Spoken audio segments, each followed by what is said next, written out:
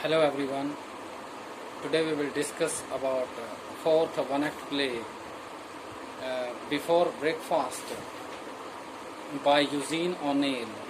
We have already discussed three one-act plays.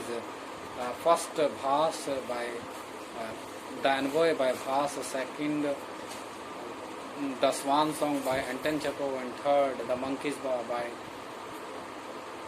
W. Jacobs. Today we will discuss about the fourth one-act play, fourth chapter, the Before Breakfast by Eugene O'Neill. Eugene O'Neill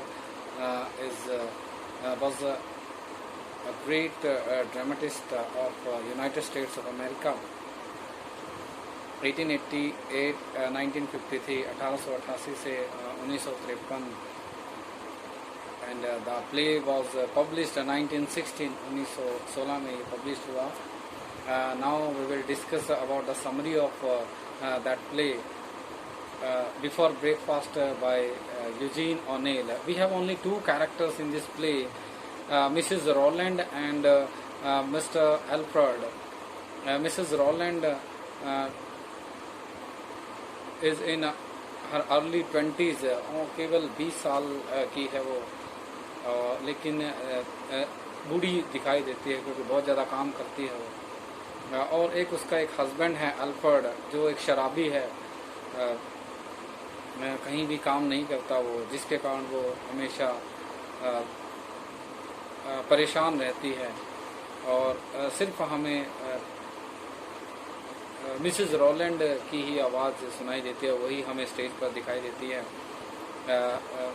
Mrs Rowland के through ही हमें उसके पति Alford के बारे में पता चलता है. So let's start the summary of that play, before breakfast by Eugene O'Neill. This play is in the form of a monodrama in which the whole speech of Mrs. Rowland, the only character in the play, is in the form of one long drawn speech. ये एक monodrama है, एकल नाटक है, जो हमें सिर्फ Mrs Rowland की एकल स्पीच के द्वारा ही पता चलता है. इस स्टेज पर इस नाटक में वही बोलती है केवल, और उसकी एक बहुत लंबी स्पीच है. In her speech, she vents the agony of her heart over her husband's deceitful, lecherous and irresponsible behavior. और वो अपने भाषण में बताती है कि किस तरह वो अपने पति पर भड़ास निकालती है. वेंट्स मीन भड़ास निकालती है अपनी पीड़ा की, क्योंकि उसका हस्बैंड एक डिसीटफुल, धोखेबाज है, लेचरस है, व्यभिचारी है. व्यभिचारी मीन्स जिस व्यक्ति का किसी दूसरी औरत के साथ इलिसिट अफेयर, नाजायज संबंध हो, उसे हम लेचरस कहते हैं, व्यभिचारी कहते हैं. इररिस्पॉन्सिबल बिहेवियर, और उसका जो व्यवहार है वो भी गैर जिम्मेदाराना है. वो अपनी भड़ास, अपने पति की भड़ास इस लॉन्ग स्पीच में निकालती है. He spends all his time laughing with his worthless friends and drinking. और वह बताती है अपनी स्पीच के द्वारा कि वो अपना सारा टाइम अपने जो निकम्मे दोस्तों के साथ शराब पीने में बिताता है, घर से बाहर रहता है. He spends the nights at bar rooms and comes home drunk in the morning. और वह सारी रात शराब खानों में गुजारता है और सुबह पूरे शराब के नशे में घर आता है.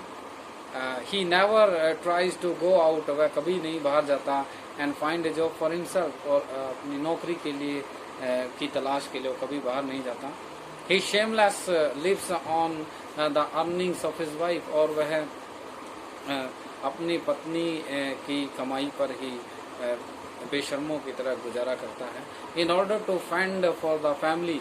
और अपने घर का गुजारा, अपनी फैमिली का गुजारा चलाने के लिए, the poor woman, वो एक बेचारी औरत Mrs Rowland, has to work all day in a stuffy room.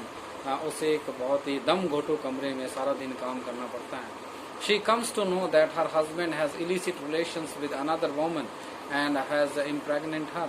उसे ये भी पता चलता है कि उसके हस्बैंड का किसी दूसरी औरत के साथ नाजायज संबंध है, और जिसके कारण वो प्रेग्नेंट भी हो गई है.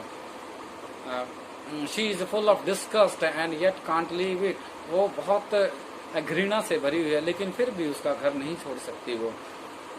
All through the play she can't go back to her poor parents, वह अपने गरीब माता पिता के पास वापस नहीं जा सकती इतना कुछ होने के बावजूद। And cause embarrassment to them, क्योंकि वो ये मानती है कि वो घर जाएगी तो अपने माता पिता की लज्जा का कारण बनेगी, इसलिए वो घर भी नहीं जा सकती। All through the play Mrs Rowland keep speaking and we neither see nor hear a word from her husband.